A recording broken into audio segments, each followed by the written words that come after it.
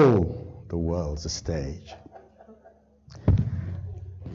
And all the men and women merely players. They have their exits and their entrances. And one man in his time plays many parts, his acts being 7 ages.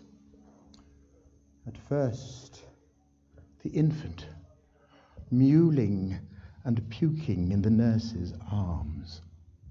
And then the whining schoolboy with his satchel and shining morning face, creeping like snail unwillingly to school. And then the lover, sighing like furnace, with a woeful ballad made to his mistress' eyebrow. Then a soldier, full of strange oaths, and bearded like the pard, jealous in humour, sudden and quick in quarrel, seeking the bubble reputation, even in the cannon's mouth.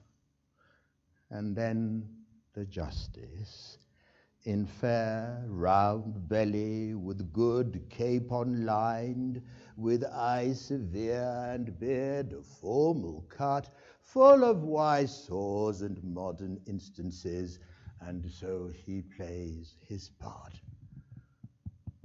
The 6th age shifts into the lean and slippered pantaloon, with spectacles on nose and pouch on side, his youthful hose well saved, a while too wide for his shrunk shank, and his big manly voice turning again toward childish treble, pipes and whistles in his sound. Last scene of all that ends this strange, eventful history is second childishness and mere oblivion. Sans teeth, sans eye, sans taste, sans everything. Welcome to one man's favorite poetry in memory of Kenneth Mason, and I'm John Sibi-Okumu. It bears to start off by telling you the answer to the question, who was Kenneth Mason? Kenneth Mason was to me a kindred spirit. We trod the boards together in a performance of The Importance of Being Earnest at the Phoenix Theatre. And this is all going to be very informal, because this is not only a world premiere, but it's also a world dernier.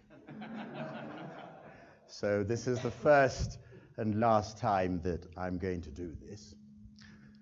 Let me tell you who Kenneth Mason was. He was an actor, and in this book written by Annabel Maule, MB, OB, Dame, something, but she's now 100 years old and quite close to us at her home.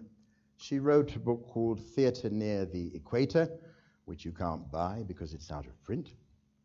But on page 69, it says something like this. In August 1954, a new artist joined the DMs. August 1954 is a significant date in my life because I was 1 month old. Under contract for 1 year. Almost immediately, he had to take over a small role in the current production, I Am a Camera, due to illness among the cast. A few months later, Kenneth Mason was playing Dr. Sloper in The Heiress and showing the full extent of his talent. And that talent was considerable, because even here in the tropics, we have people of considerable talent. I don't know whether you were aware of that. Here, here. But Kenneth was one of them, but that's not why we're here. I went to visit Philip, and he said, as a lawyer, I have been given possession of things that Kenneth Mason left behind. And it had diaries, pictures, and I went rummaging through them until the point where I got to these. Now, just in case there are some doubting Thomases of biblical hue, I'm going to give you a few to look at. And you will see, please return them. Now, no nicking of the bits of paper. You will see that he took a typewriter, and what were then the menu cards of the Donovan Maule Theatre, he took it upon himself on a typewriter of old to type all his favorite poems. He typed them out on a typewriter. Now, I don't know how many of you remember that there was such a thing as a typewriter, but Kenneth used a typewriter and did this sort of thing. And so when I saw them, I said to Philip, in this generational gap of 25 years, such was our education that I recognized many of those poems because I had been taught them at school as well. And I said, goodness, Philip, we could get a show out of this. And I said, not only can we get a show out of this, but if we have at least 5 people representing the fingers on a hand, if we get 5 people to come along and listen, I shall be glad to perform, because one thing will become clear: I shall be enjoying myself immensely. So I told a friend of mine, he said, well, what are you going to do? People are going to pay money to listen to you read poems for an hour and 15 minutes? I said, yes. What are you going to do? I said, well, he was known as the bardolator. He loved the bard. He loved Shakespeare, and so do I. And the people who will come will recognize some of this stuff. And even if they don't, it will give them pleasure of some sort. So thank you so very much for coming. And if you walk out, do so gently. If you have mobile phones, please switch them off. Please desist to taking pictures of me on camera, because it is not an aid to concentration. And it's not a lecture. There are no kind of university challenge type things, although I might challenge you for a while. What I want you to do is simply to appreciate what words can do. And so from all these bits of paper, which I will get back at the end, I chose, now I'm not going to reveal how many I chose, otherwise that might occasion a hasty exit, but I chose enough to keep us going for about an hour. And one of the things that Shakespeare said about this stage is that you had to imagine things. People weren't making movies, you couldn't see the image. So when the language spoke to you, and at the beginning of one play, again, this is not a lecture, he is telling his listeners that look at this stage, they're going to have battles, people are going to be, thousands of people, but we can't fit 1,000 people onto this stage. So you have to imagine them. Use your imagination. Oh, for a muse of fire that would ascend the brightest heaven of invention, a kingdom for a stage, princes to act, and monarchs to behold the swelling scene. Then should warlike Harry, like himself, assume the port of Mars, and at his heels, leashed in like hounds, should famine, sword, and fire crouch for employment.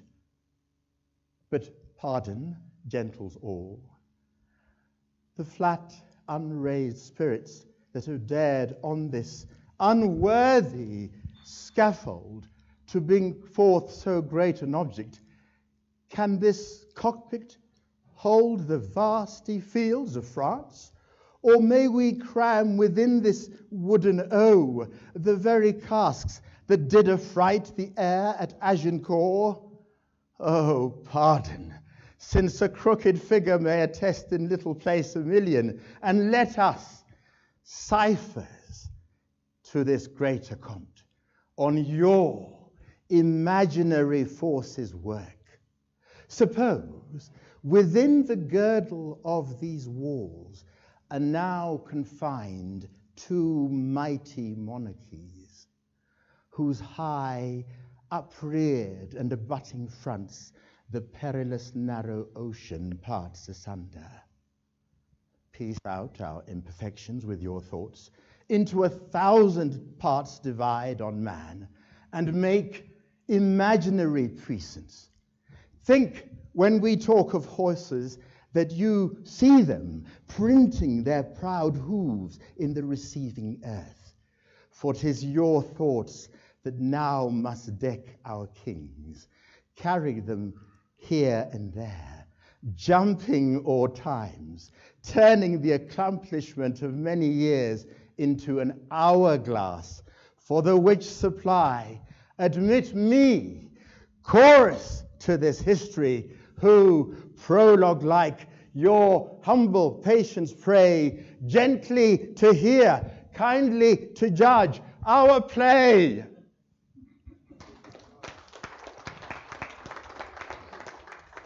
I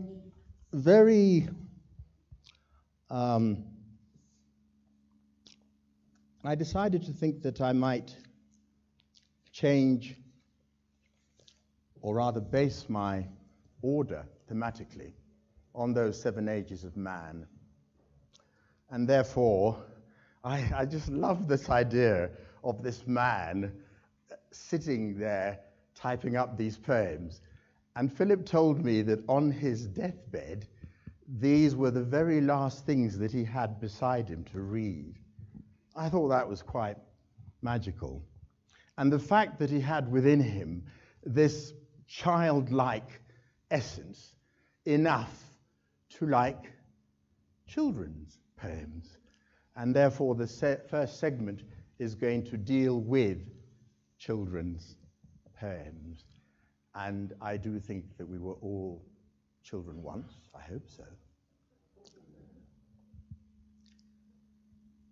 The owl and the pussycat went to sea in a beautiful pea green boat.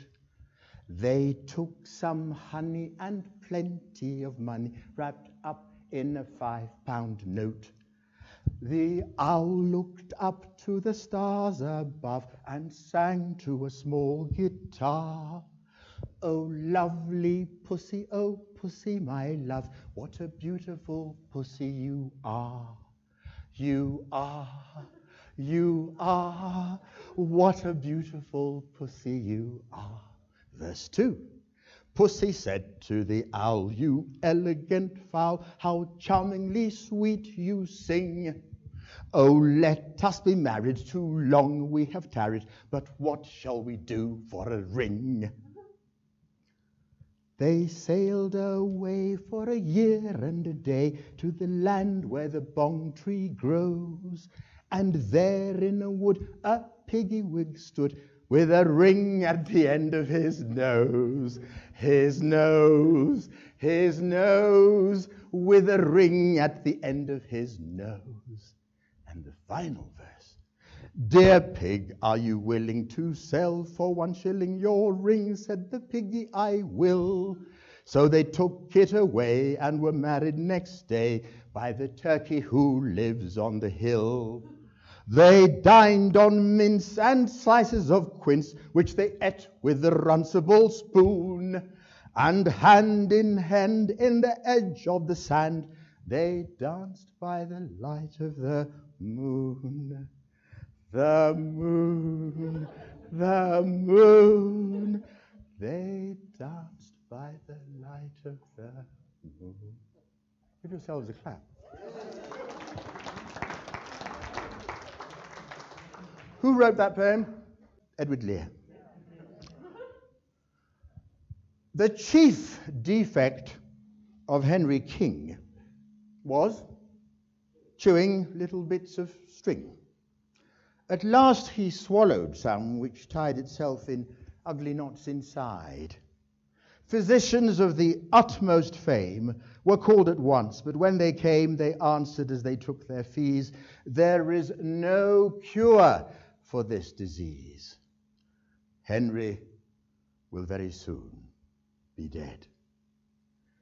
His parents stood about his bed, lamenting his untimely death, when Henry, with his latest breath, cried, "Oh, my friends, be warned by me that breakfast, dinner, lunch, and tea are all the human frame requires." With that, the wretched child expires.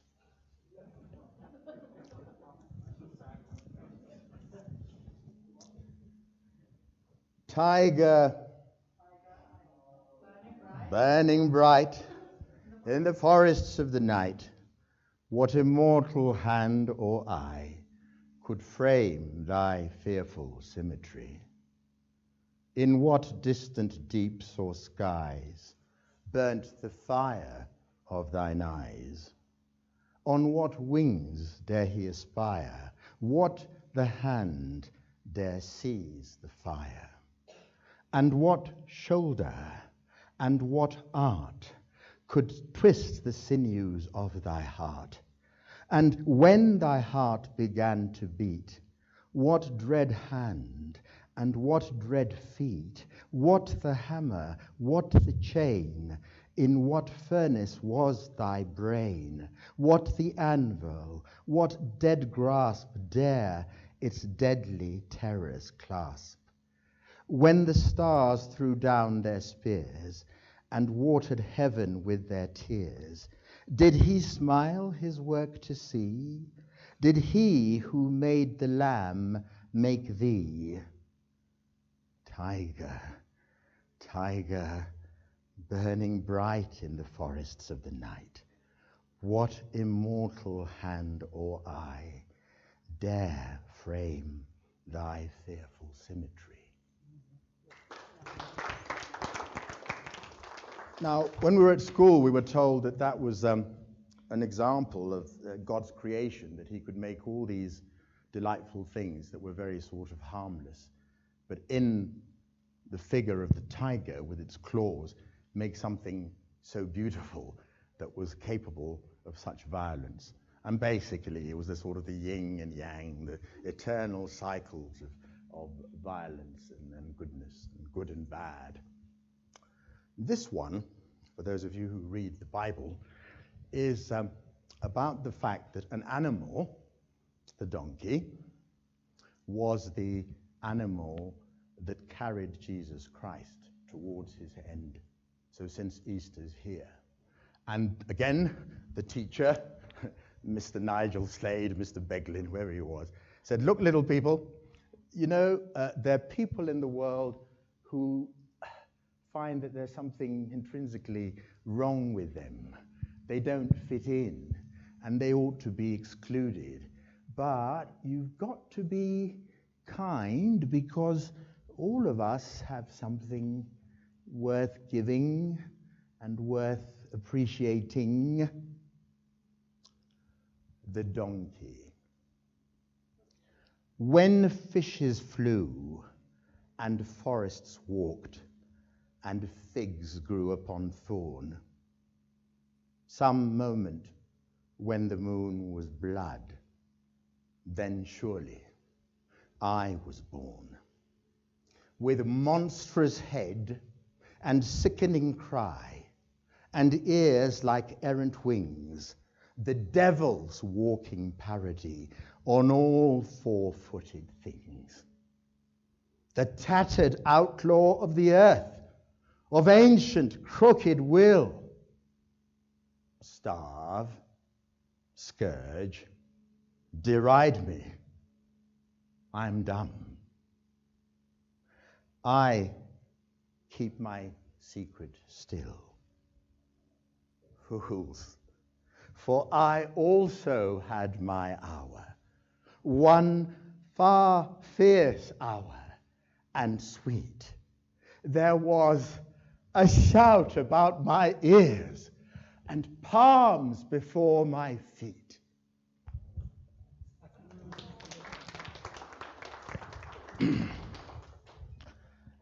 You are old, Father William, the young man said, and your hair has become very white, and yet you incessantly stand on your head. Do you think at your age it is right?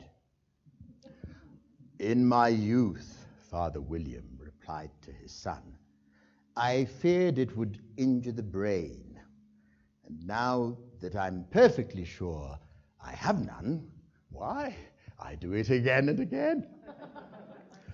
You are old, said the youth, as I mentioned before, and have grown most uncommonly fat. Yet you turned a back somersault and at the door. Pray, what is the reason for that? In my youth, said the sage, as he shook his grey locks, I kept all my limbs very supple by the use of this ointment. 1 shilling the box. Allow me to sell you a couple. You are old, said the youth, and your jaws are too weak for anything tougher than suet. Yet you finished the goose with the bones and the beak. Pray, how did you manage to do it? In my youth, said his father, I took to the law and argued each case with my wife, and the muscular strength which it gave to my jaw has lasted the rest of my life. You are old, said the youth. One would hardly suppose that your eye was as steady as ever, yet you balanced an eel on the end of your nose. What made you so awfully clever? I have answered 3 questions, and that is enough, said his father. Don't give yourself airs. Do you think I can listen all day to such stuff? Be off, or I'll kick you downstairs.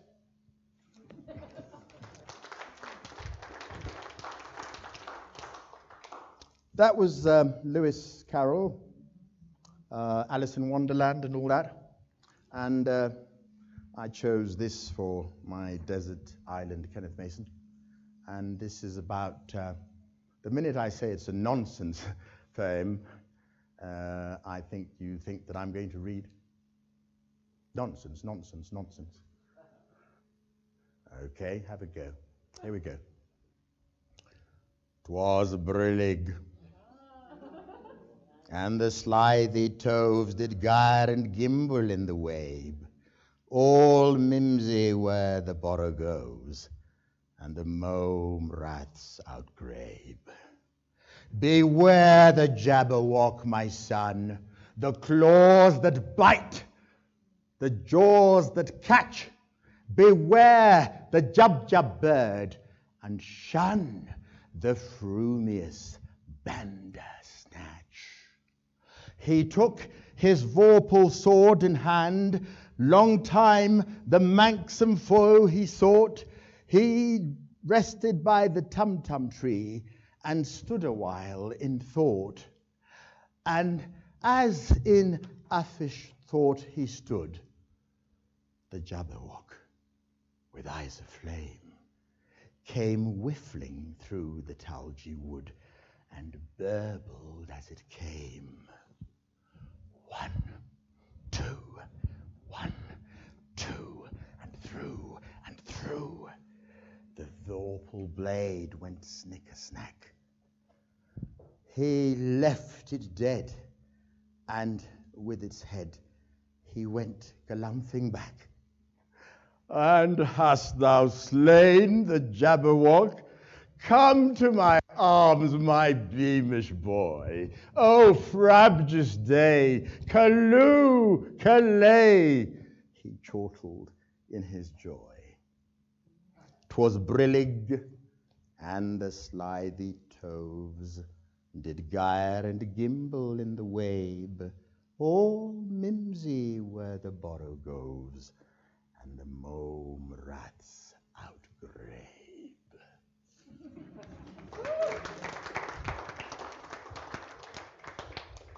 Now, we're getting to love. Love. And I'll tell you another story. In 1973, we did a production of Romeo and Juliet, and the mother of Christine MacDonald, here present, her mummy was stage manager. She was a Kali stage manager. But we did a production of Romeo and Juliet, and we were very ahead of our time in those days because we did a colorblind black and white production in 1973. It was a very big deal for me to be a black Romeo and for Pat Smith, who was teaching at the Banda, to be a white Juliet. And Stephen Wanesi was my father, Winifred Ferguson, Tony Massey Bloomfield, you'd remember all this. Tony went to my school. He went to the Duke of York, and he acted countless times with Kenneth. Also lovely to see you here, Tony. You might remember those far-off days when we were doing, long before it became the norm in Europe and the West, we were doing that stuff. And when, for example, James Falkland at the Phoenix was doing productions like The Importance of Being Earnest, with me as John Ernest Worthing, it was like, you know, will these natives carry it off? So we've come a long way. We've come a long way. But in this production of Romeo and Juliet, the part of Mercutio was played by one Guy Williams. And just to prove my through line that, you know, we're not whatever an American president calls us in this part of the world, Guy Williams went on to join the Royal Shakespeare Company, and at his zenith took over from somebody when he was sort of ill to play Coriolanus. So big deal. But in our productions, Guy was Mercutio, and although I was Romeo, I was extremely jealous of Guy because he had this speech, and it was by far the best speech in the whole play. And I was like, oh, if you could only switch over. And I was like, oh, Juliet, Juliet. People were laughing at me. If only I could be a little unhinged, bit sort of, you know, in need of counseling and all that, therapy, because Mercutio gets killed to prove the thing along. And when we first meet Romeo, he hasn't met Juliet yet. He says he's in love with somebody else. And Mercutio says a bit cynical about love. Say, you're in love? It's all a load of rubbish. But well, I'll tell you what's got into your brain. It's the queen of fantasy who's come into you. So in this day, the cue for Mercutio's speech would be, I'm in love, baby.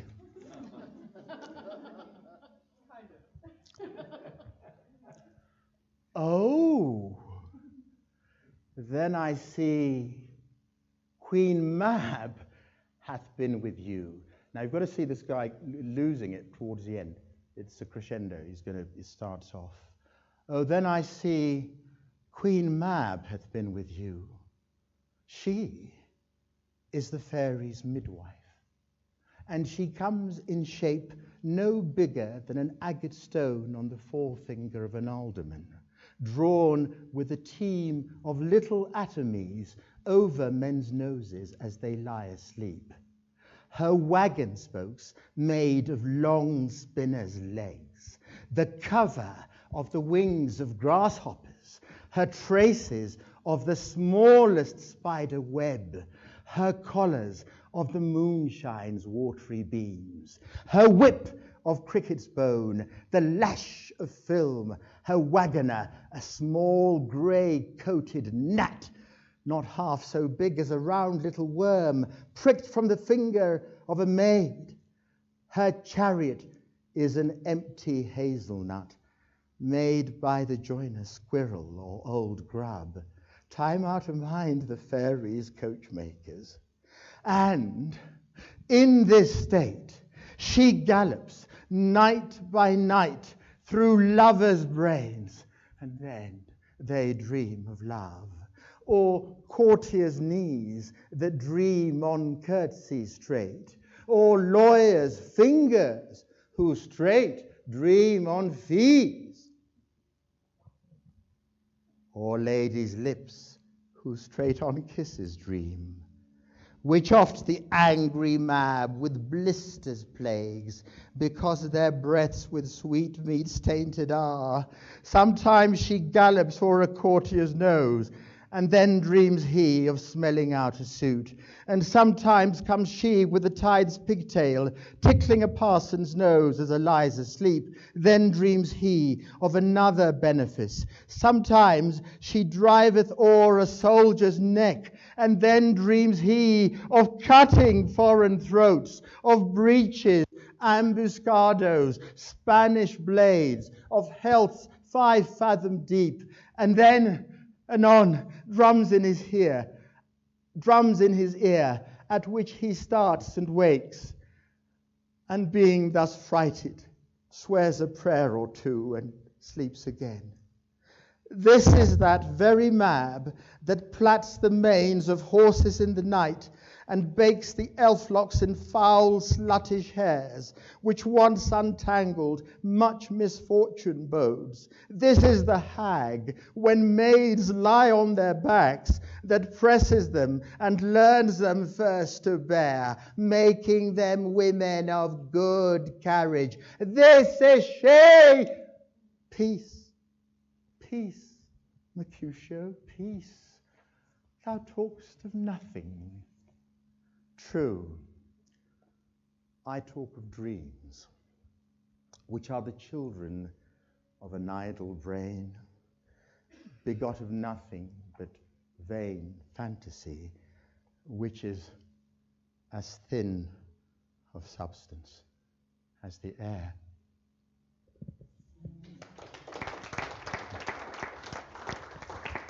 So that was, now let's have a bit of belief in love, and we have the sonnets, Shakespeare sonnets, 14 lines of poetry, rhyme scheme, A, B, B, C, D, H. I'm sure you could deal with this, but sonnets, love poems. Shakespeare wrote 154 of them, and of course you've all come here to hear me read them all. Let's settle for 2. Shall. Next word. Oh! Now don't take my lines away from me. Your turn will come. Your turn will come. You arrange an evening. Shall I compare thee to a summer's day? Thou art more lovely and more temperate. Rough winds do shake the darling buds of May, and summer's lease hath all too short a date.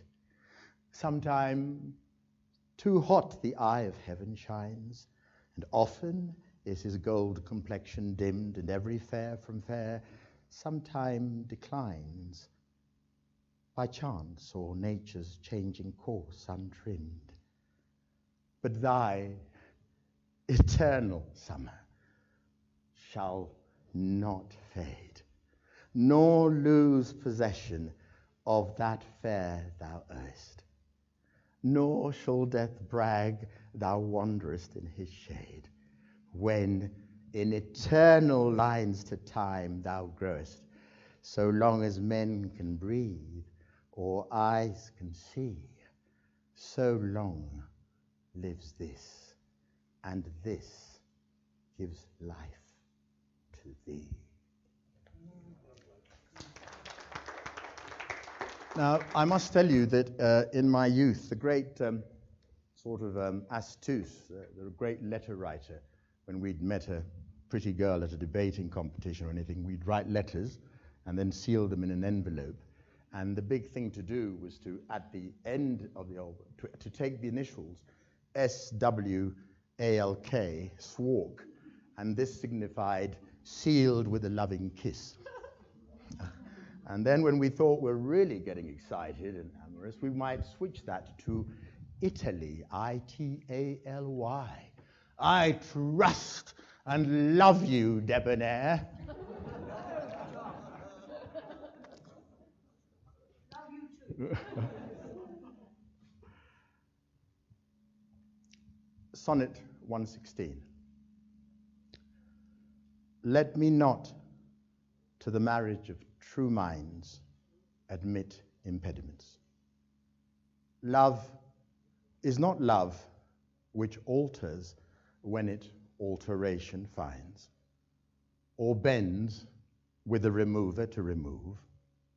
Oh no, it is an ever-fixed mark that looks on tempests and is never shaken.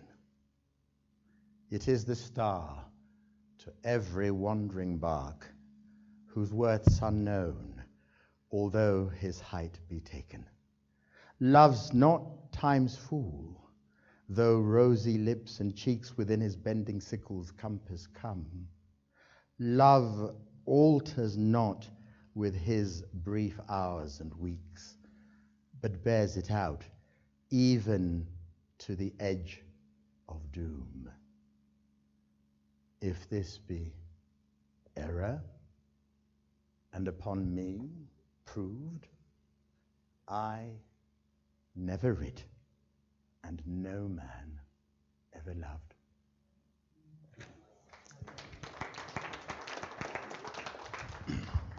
Right, so I guess once we've done with love, we have to go straight on to war.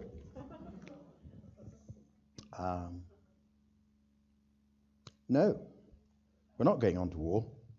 We are going on to living life, and again, there's a whole panoply of choice, but I'm going to choose one play well known to you, well known to Mr. David Marshall, my former headmaster, with whom we spend many a night. With my best friend. I left it short, but a great influencer. So, David, you'll like this. So, we're dealing with the play Hamlet. And for those who don't know it, but at least come from a village somewhere in Africa, the storyline's quite close. So, some man with a wife, his brother decides to kill him and marry his wife for all the ngombes that he might inherit. And once this has happened, the son finds out through a dream. There's a bit of uchawi going on because there's a ghost, and the ghost comes to Hamlet and says, you know, I'm dead. The guy who really did it is your uncle. So what are you going to do about it, eh? Hey, what are you going to do? Avenge my soul, avenge me. So this puts Hamlet into a complete sort of what to do mode. And at this point, having known all that, the courtiers, everybody arranges for his best friends to come and see him, and because he's behaving very strangely.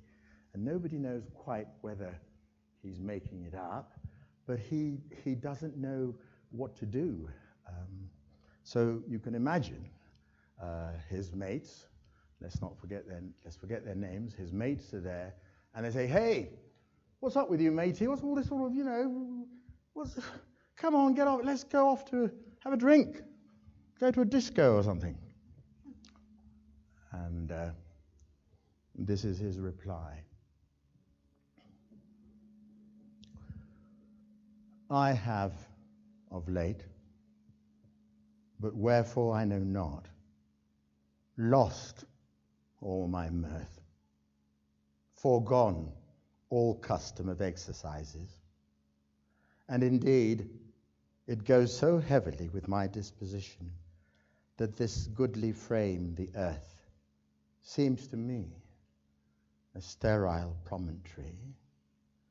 This most excellent canopy, the air, look you, this brave o'erhanging firmament, this majestical roof, fretted with golden fire, why, it appears no other thing to me than a foul and pestilent congregation of vapors.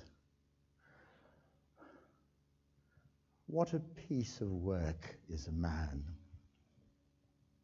How noble in reason, how infinite in faculties, in form and moving, how express and admirable in action, how like an angel in apprehension, how like a god, the beauty of the world, the paragon of animals.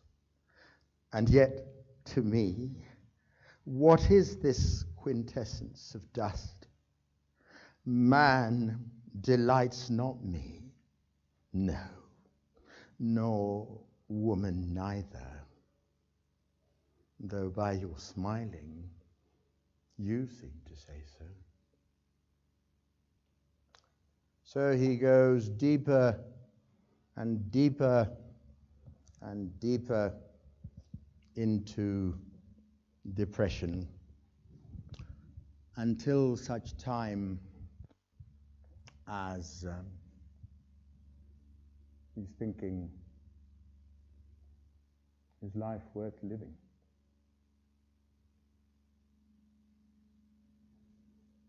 To be or not to be, that is the question.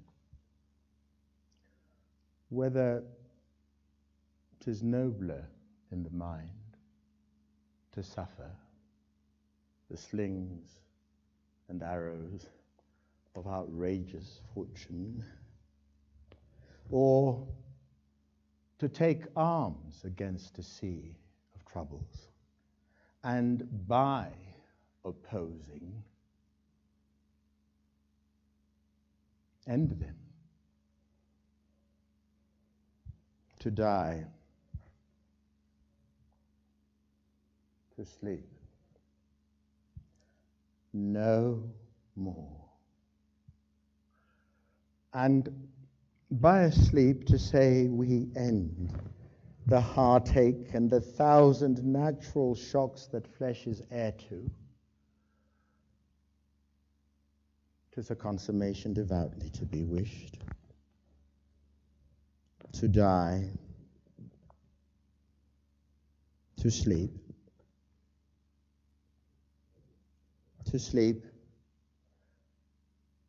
perchance to dream. Aye, there's the rub. For in that sleep of death, what dreams may come when we have shuffled off this mortal coil must give us pause. There's their respect that makes calamity of so long life. For who would bear the whips and scorns of time, the oppressor's wrong, the proud man's contumely, the pangs of disprized love, the law's delay, the insolence of office, and the spurns that patient merit of the unworthy takes, when he himself might his quietus make with a bare bodkin? Who would fardels bear to grunt and sweat under a weary life, but that the dread of something after death, the undiscovered country from whose bourne no traveller returns, puzzles the will, and makes us rather bear those ills we have than fly to others that we know not of. Thus, conscience does make cowards of all, and thus the native hue of resolution is sicklied o'er with the pale cast of thought, and enterprises of great pith and moment with this regard their currents turn awry, and lose the name of action.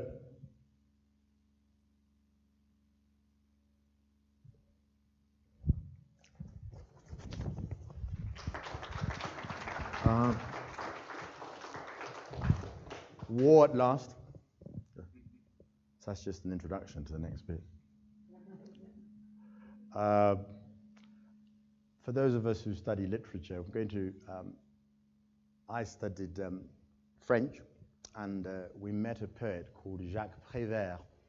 And the reason why I want to kick in the war section from Uncle Kenneth is to read a poem by a poet who's trying to do the same thing. In other words, people's thoughts are shifting from one thing to another. And you can have something really gruesome as you listen to me speak. And because of the way our mind works, it's quite at liberty to think about something else. So in page d'écriture, page of writing, you'll get it. I won't read the whole of it, but you'll see how Prévert does this. So there's a kiddie in a classroom teaching mathematics, and there's an element of boredom going on, and the kid looks out the window. 2 and 2 make 4, 4 and 4 make 8, 8 and 8 make 16, repeat, calls the schoolmaster. 2 and 2 make 4, 4 and 4 make 8, 8 and 8 make 16. But look at the songbird passing in the sky. The child watches it. The child listens to it. The child calls it. Save me, play with me, bird. So the bird flies down and plays with the child. 2 and 2 make 4. Repeat, calls the schoolmaster. And the child plays, and the bird plays with the child. Now, that's the explanation. We've got to get into Kenneth Mason. Kenneth Mason. This is the one to explain this. You see, I'm a school teacher, so school teachers have to explain how things work. So I've spent 30 years doing this. I think I sort of got the hang of it. This poem is called Naming of Parts. And just because we are in Kenya, Samson is going to hear, my wonderful techie man is going to hear some Kiswahili. Here we go, Samson. Leo tuna namna ya kutumia bunduki. Today, we have naming of parts. Yesterday, we had daily cleaning, and tomorrow morning, we shall have what to do after firing. But today, we have naming of parts. Na maua yametameta kwa jua. Japonica glistens like coral in all of the neighboring gardens. And today we have naming of parts. This is the lower sling swivel, and this is the upper sling swivel, whose use you will see when you are given your slings. And this is the piling swivel, which in your case you have not got. The branches hold in the gardens their silent, eloquent gestures, which in our case we have not got. This is the safety catch, which is always released with an easy flick of the thumb. And please, do not let me see anyone using his finger. You can do it quite easy if you have any strength in your thumb. The blossoms are fragile and motionless, never letting anyone see any one of them using their finger. And this, you can see, is the bolt. The purpose of this is to open the breech, as you see. We can slide it rapidly, backwards and forwards. We call this easing the spring. And rapidly, backwards and forwards, the early bees are assaulting and fumbling the flowers. They call it easing the spring. They call it easing the spring. It is perfectly easy if you have any strength in your thumb, like the bolt and the breech and the cocking piece and the point of balance, which in your case we have not got. And the almond blossoms silent in all of the gardens and the bees going backwards and forwards. For today we have naming of parts. Leo tuna namna ya kutumia bunduki.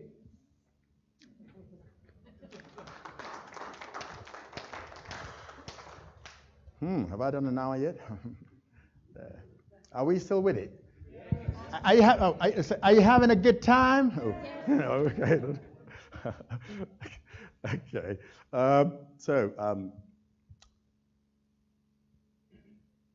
The uselessness, the bloodiness, the wastefulness of war. What passing bells for these who die as cattle. Only the monstrous anger of the guns, only the stuttering rifles' rapid rattle can patter out their hasty orisons. No mockeries now for them, no prayers nor bells, nor any voice of mourning, save the choirs, the shrill, demented choirs of wailing shells and bugles calling for them from sad shires. What candles may be held to speed them all? Not in the hands of boys, but in their eyes shall shine the holy glimmers of goodbyes. The pallor of girls' brows shall be their pall. Their flowers, the tenderness of patient minds, and each slow dusk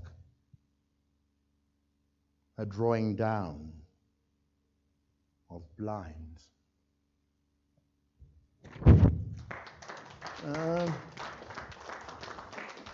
Now, normally after 17 comes 18. So we've got to be, life can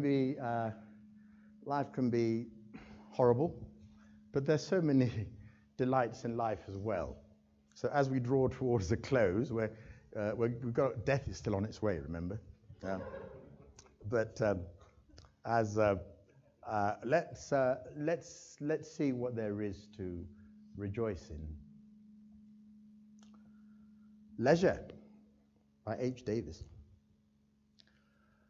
What is this life if full of care? We have no time to stand and stare. No time to stand beneath the boughs and stare as long as sheep and cows. No time to see, when woods we pass, where squirrels hide their nuts in grass. No time to see, in broad daylight, streams full of stars like scars at night. No time to turn at beauty's glance and watch her feet, how they can dance. No time to wait till her mouth can enrich that smile her eyes began. A poor life this, if full of care. We have no time to stand and stare. This is arguably one of my favorites. And it's the story here is that some people sort of land on an island. They've all got their SUVs and their portable phones and everything, and they land on this island and find a creature there whom they presume to be primitive, Caliban. And Caliban, this creature, is all taking them round to see the wonderful place he lives in. Be not afeard. The isle is full of noises, sounds, and sweet airs that give delight and hurt not.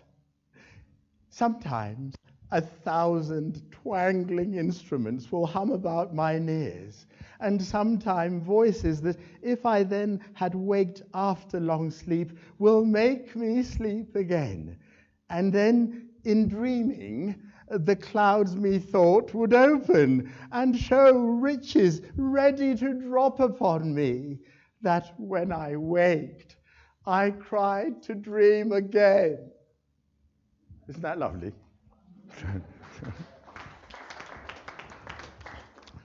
The beginning of my broadcasting career, I was a little, maybe 10-year-old, and some guys, I don't know whether, I've got to go back to Massive Bloomfield again, a gentleman called Robert Beaumont and a lady called Roma Barraclough came to my primary school, and I was a little black boy who'd lived some years in England and spoke good English, and therefore was always told to recite on occasions such as this. So the poem that I was told to recite, the beginning of my reciting years, I'm not going to read it in the basso, profundo, whatever. I'm going to read it pretty much as I may have read as a 10-year-old, because this is the beginning of the love of words. For those of you who have kiddies, read to them. Sorry to advise you. Sorry to advise you. But I had this inestimable beginning of being surrounded by people who hit me with words. My favorite teachers at school were my arts teachers. And I had no desire to go to the moon. I had no desire to make copper sulfate crystals. I had no idea, light poles attract, that did nothing for me. But this did. And this is the poem I recited on speech day. And thereafter, Mr. Beaumont said, this young lad must join the Kenya School's broadcasting division, which was teaching by radio. And therefore, my career began at 11, and therefore it's been on for 57 years. I wandered, lonely as a cloud, that floats on high o'er vales and hills, when all at once I saw a crowd, a host of golden daffodils, beside the lake, beneath the trees, fluttering and dancing in the breeze. Continuous as the stars that shine and twinkle on the Milky Way, they stretched in never-ending line all the margin of a bay. 10,000 I saw at a glance, tossing their heads in sprightly dance. The waves beside them dance, but they outdid the sparkling waves in glee. A poet could not but be gay in such a jocund company. I gazed and gazed, and little thought what wealth the show to me had brought. For oft, when on my couch I lie, in vacant or in pensive mood, they flash upon that inward eye, which is the bliss of solitude. And then my heart with pleasure fills, and dances with the daffodils. I don't know whether I was in pensive mood at the age of 10, but I don't know. There's never always time to be in pensive mood. And at this stage of operations, the great gift of friendship. The great gift of friendship. The great gift of friendship. And it's a lovely thing to have good friends. Fame is a food that dead men eat. I have no stomach for such meat. In little light and narrow room, they eat it in the silent tomb, with no kind voice of comrade near, to bid the banquet be of good cheer. But friendship is a nobler thing. Of friendship it is good to sing. For truly, when a man shall end, he lives in memory of his friend, who doth his better part recall, and of his faults make funeral.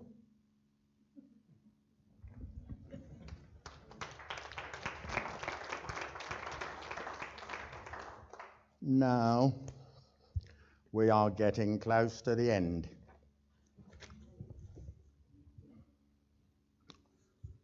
A king has been told that his wife, who really was ambitious and wanted to goad him to getting to the very summit, to get into State House by all means necessary, and she comes to a sad end, and battles raging, and people go to tell Macbeth that his wife is dead. And she says, well, she could have, it's just part of the life's great continuum. Tomorrow, and tomorrow, and tomorrow creeps in this petty pace from day to day, to the last syllable of recorded time. And all our yesterdays have lighted fools the way to dusty death. Out. Out, brief candle. Life's but a walking shadow, a poor player that struts and frets his hour upon the stage, and then is heard no more. It is a tale told by an idiot, full of sound and fury, signifying nothing.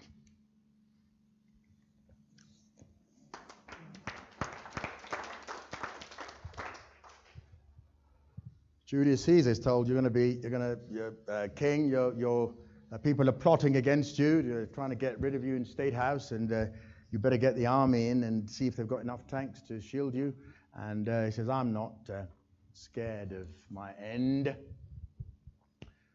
Cowards die many times before their deaths. The valiant never taste of death but once. Of all the wonders that I yet have heard, it seems to me most strange that men should fear, seeing that death, a necessary end, will come when it will come.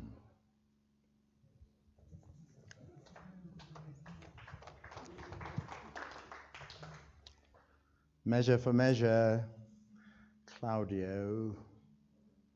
Aye, but to die, and go we know not where, to lie in cold obstruction and to rot, this sensible warm motion to become a kneaded clod, and the delighted spirits to bathe in fiery floods, or to reside in thrilling region of thick-ribbed ice, to be imprisoned in the viewless winds, and blown with restless violence round about the pendant world, or to be worse than worst of those that lawless and in certain thought imagine howling. 'Tis too horrible, the weariest and most loathed worldly life that age, ache, penury, and imprisonment can lay on nature is a paradise to what we fear of death.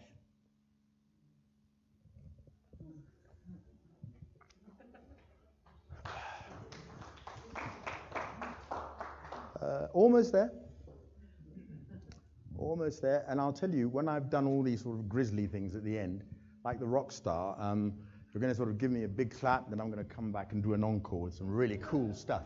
Groovy, far out of sight. Yeah. Stay. This, I've done this before. My wife sitting at the back, Kari will remember that my son and I spent a lot of time rehearsing this for some sort of competition, which I didn't win.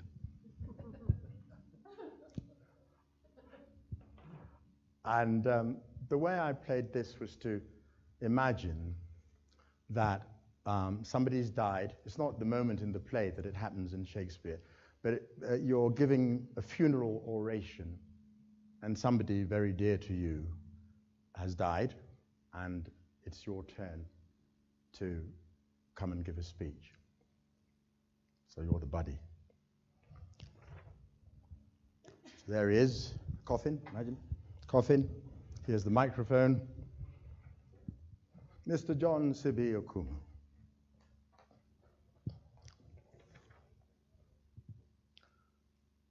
Fear no more the heat of the sun, nor the furious winter's rages. Thou thy worldly task hast done. Home art gone, and ta'en thy wages. Golden lads and girls, all must, as chimney sweepers, come to dust. Fear no more the frown of the great. Thou art past the tyrant stroke. Care no more to clothe and eat. To thee the reed is as the oak, the sceptre, learning, physic, must all follow this and come to dust. Fear no more the lightning flash, nor the old dread thunderstone. Fear not slander, censure rash. Thou hast finished joy and moan. All lovers young, all lovers must consign to thee and come to dust. No exorciser harm thee, nor no witchcraft charm thee. Ghost unlaid forbear thee, nothing ill come near thee. Quiet consummation have, and renowned be thy grave.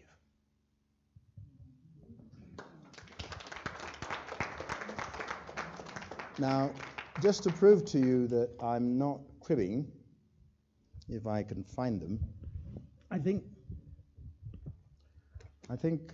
where are they? I think I was going to appeal directly. I think I was going to appeal directly to Uncle Kenneth. Ta-da! Exhibit A. So imagine that the end of my presentation has ended with death, but remember also that Shakespeare always liked to end his plays with these wonderful sort of rallying calls to continue and to be happy. And the actors who came, so these are sort of endings. And again, you will recognize them if you've seen the plays. Here are the players saying, "Our revels now are ended. These, our actors, as I foretold you, were all spirits and are melted into air, into thin air. And like the baseless fabric of this vision, the cloud-capped towers, the gorgeous palaces, the solemn temples, the great globe itself, yea, all which it inherit shall dissolve, and like the insubstantial pageant faded, leave not a rack behind. We are such stuff as dreams are made of. Our life is rounded with a sleep."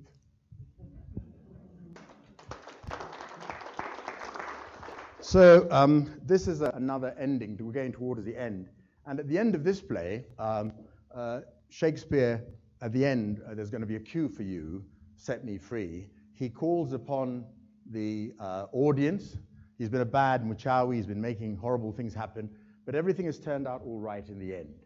And when he was a Mchawi, he's the one who got all his enemies onto the island and got them all mixed up. But now he, Prospero, the Mchawi, is saying, "I'm giving up my bad ways. I'm going back to the shamba. Rudi mashambani, lima mahindi," that kind of thing. "Ye elves of hills, brooks, standing lakes and groves, and ye that on the sands with printless foot do chase the ebbing Neptune, and do fly him when he comes back, you demi-pappets that by moonshine do the green sour ringlets make whereof the ewe not bites, and you whose pastime is to make midnight mushrooms, that rejoice to hear the solemn curfew, by whose aid, weak masters though ye be, I have bedimmed the nocturnal sun, called forth the mutinous winds, and twixt the green sea and the azure's vault set roaring war. To the dread rattling thunder have I given fire, and rifted Jove's stout oak with his own bolt. The strong-based promontory have I made shake, and by the spurs plucked up the pine and cedar. Graves at my command have waked their sleepers, oped and led them forth by my so potent art. But this rough magic I here abjure, and when I have required some heavenly music, which even now I do, to make mine end upon their senses that this airy charm is for, I'll break my staff, bury it certain fathoms in the earth, and deeper than ever did plummet sound, I'll drown my book.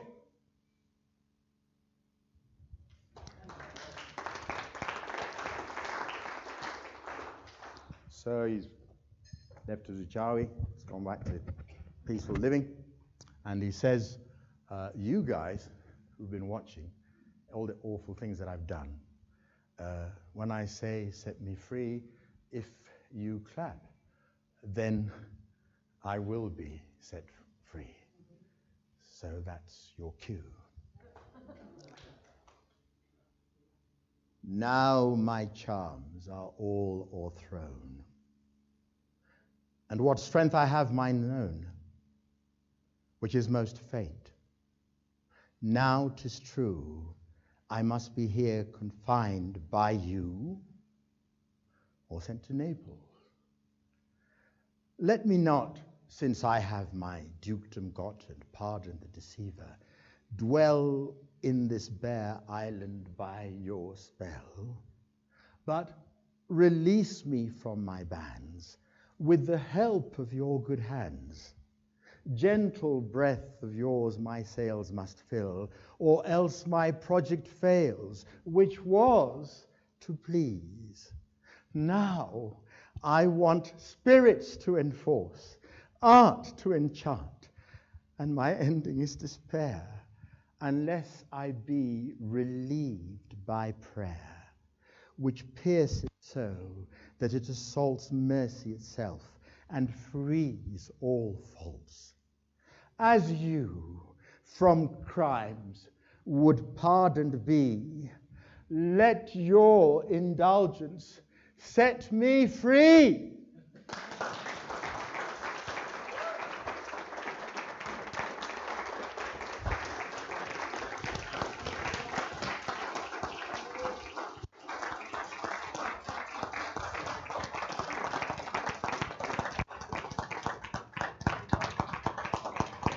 Thank you, you're most kind. Thank you, you're most kind. I'm going to... thank you, the rock star is going to do 2 more numbers. Just 2 more numbers to finish this whole evening up, and I just want to tell you that you've been great. You've been great, you've been great. I love you. Good job.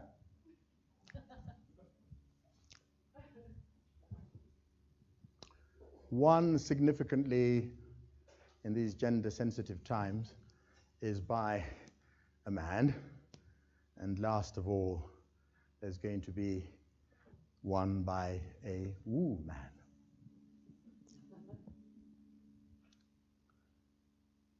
If you can keep your head when all about you are losing theirs and blaming it on you, if you can trust yourself when all men doubt you, but make allowance for their doubting too. If you can wait and not be tired by waiting, or being lied about, don't deal in lies, or being hated, don't give way to hating, and yet don't look too good nor talk too wise. If you can dream and not make dreams your master, if you can think and not make thoughts your aim, if you can meet with triumph and disaster and treat those 2 impostors just the same, if you can bear to hear the truth you've spoken twisted by knaves to make a trap for fools, or watch the things you gave your life to broken and stoop and build them up with worn-out tools.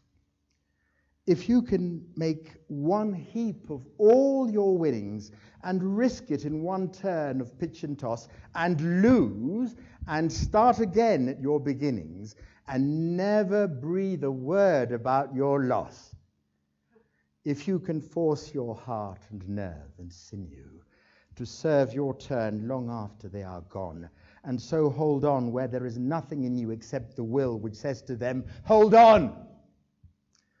If you can talk with crowds and keep your virtue, or walk with kings, nor lose the common touch, if neither foes nor loving friends can hurt you, if all men count with you, but none too much, if you can fill the unforgiving minute with 60 seconds worth of distance run, yours is the earth and everything that's in it, and which is more. You'll be a man, my son.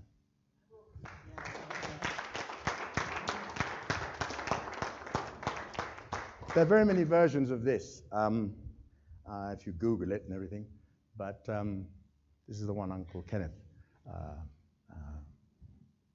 chose, and thank you for coming once again, and thank you for being part of a project from whose proceeds, your mamili, I am going to donate to the bursary fund for children who can't afford it, but have gained entry into my old school, Tony's old school, the Duke of York / Lanana. So I've been in contact with the school secretary.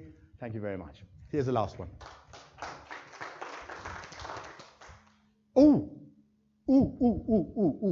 There were some plays outside as you came in. They are collected plays written by me between the years 2004 and 2014. We are a very young country, but if you're going out of it, this is the first collection of collected plays by a single Kenyan playwright since independence. And it's only the book that's got pictures in it. So it's a collector's item. A nun's prayer. Lord, thou knowest better than I know myself that I'm growing older and will someday be old. Keep me from being talkative, and particularly from the fatal habit of thinking I must say something on every subject, on every occasion. Release me from trying to straighten out everybody's affairs. Make me thoughtful but not moody, helpful but not bossy. With my vast store of wisdom, it seems a pity not to use it all. But thou knowest, Lord, that I want a few friends at the end. Keep my mind free from the recital of endless details. Give me wings to get to the point. Seal my lips on my aches and pains. They are increasing, and love of rehearsing them is becoming sweeter as the years go by. I dare not ask for grace enough to enjoy the tales of others' pains, but help me to endure them with patience. I dare not ask for improved memory, but for a growing humility, and to be less sure of myself when my memory seems to clash with the memories of others.